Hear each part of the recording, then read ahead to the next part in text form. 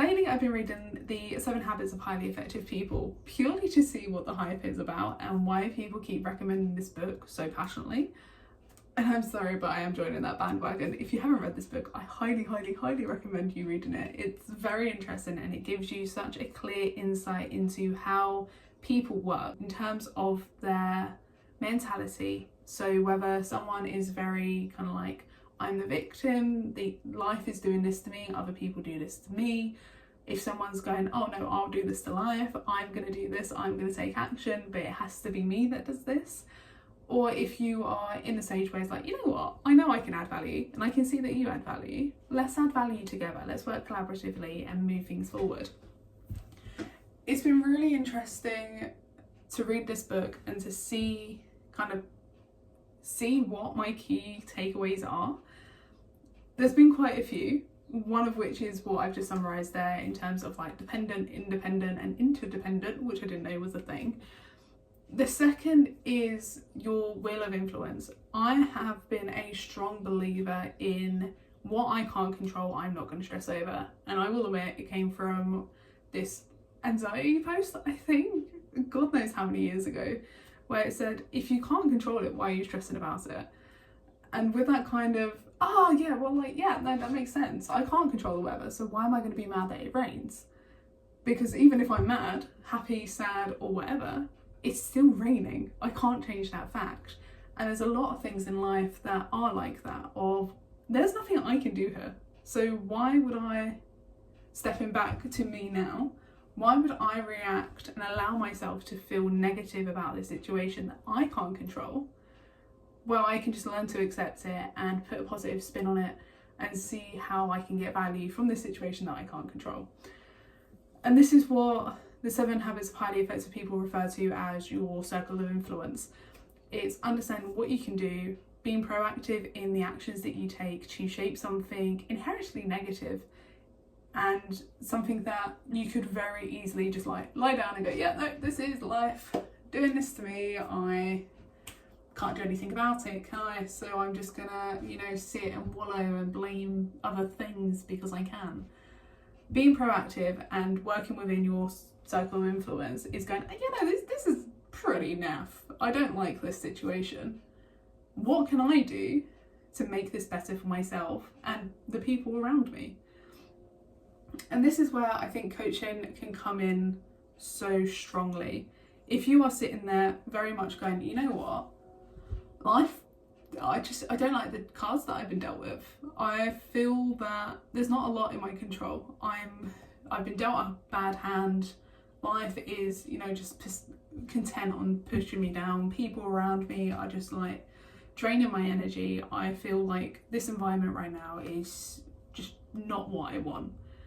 Coaching can come in to help you tap into that circle of influence so you can look at the situation that you are currently in and go, okay, so this is what the situation is, because I help you step back. So instead of you being in everything, you step back, look down and go, okay, that's what I'm dealing with here. Interesting. Yeah, I want to change that. I don't like that. I don't want that to carry on for a long period of time.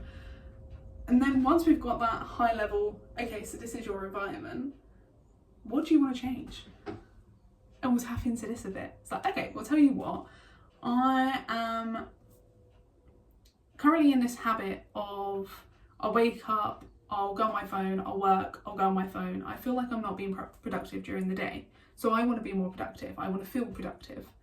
And then we'll go into what productivity means and all that good stuff, which we're not doing a coaching session here, so I won't go into. Once we've got a good idea of what your current environment looks like and what you want it to become, we will begin working with your circle of influence to see what part of your current environment you can control and turn it into this thing that you want. So it could be of, I can choose when I go on my phone if I'm not working. So if I'm doing work on my phone, I have to be on my phone. But in between calls or in between whatever it is you're doing, I can choose to put my phone down.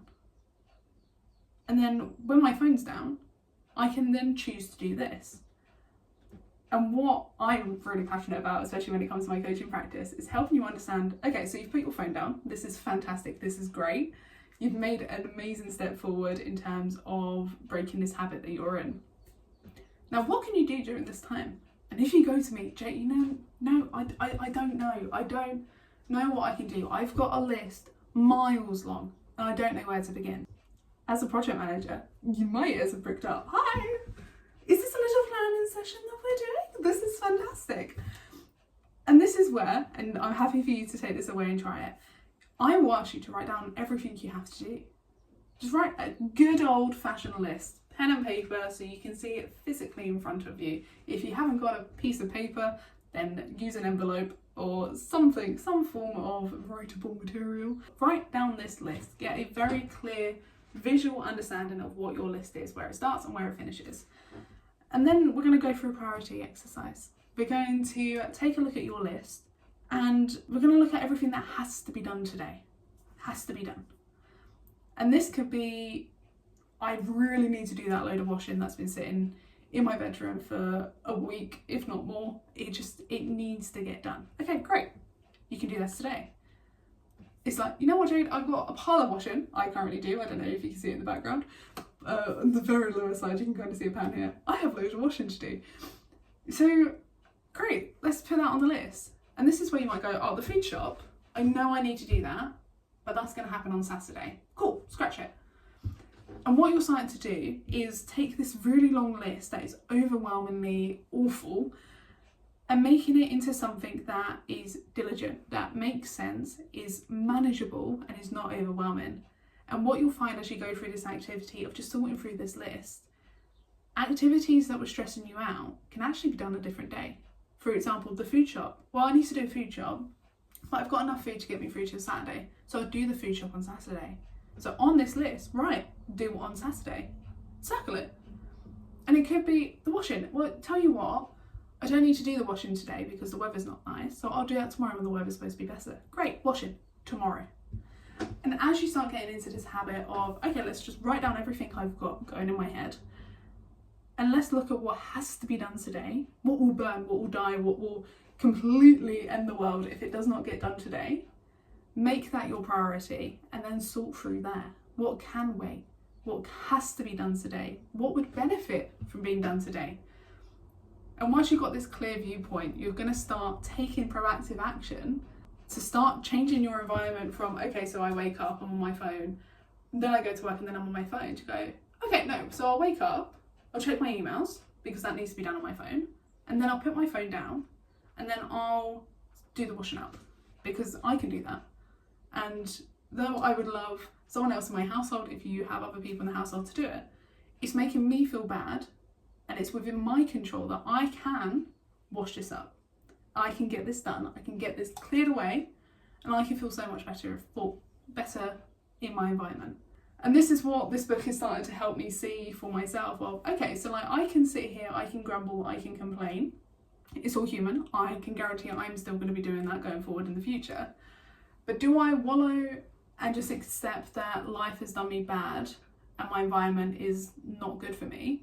Or do I look for ways to increase that circle of influence and start taking action to make this current environment that I feel pretty naff in into an environment that I really feel good and want to thrive and grow and develop in? I hope this video has been beneficial. This insight has been remarkable for me, and just filming this video and talking through this activity, I'm really excited for my next coaching session to help someone work through this and help them understand that their circle of concern doesn't have to be as big as what they're letting it be. Circle of concern, I know I haven't gone into it, is essentially that this is my environment, this is everything that's wrong, this is everything that I feel that I can't control, and this is all naff and horrible and blah blah blah. And then your circle of influence is, as I've kind of hinted, these are the steps that I can do that's within my control. A lot of this is out, but these are within my control. And by being proactive and taking action within my control, I can start shaping this environment for me to be a much positive place. Let me know if this resonates with you, if you have a similar story or some actions that you have taken from this call just by doing the little activity that I ran through. Do let me know. I am eager to hear any and all information that you have that you're willing to share in the comments below. Do let me know how you're feeling today, and I will speak to you in the next one. Bye!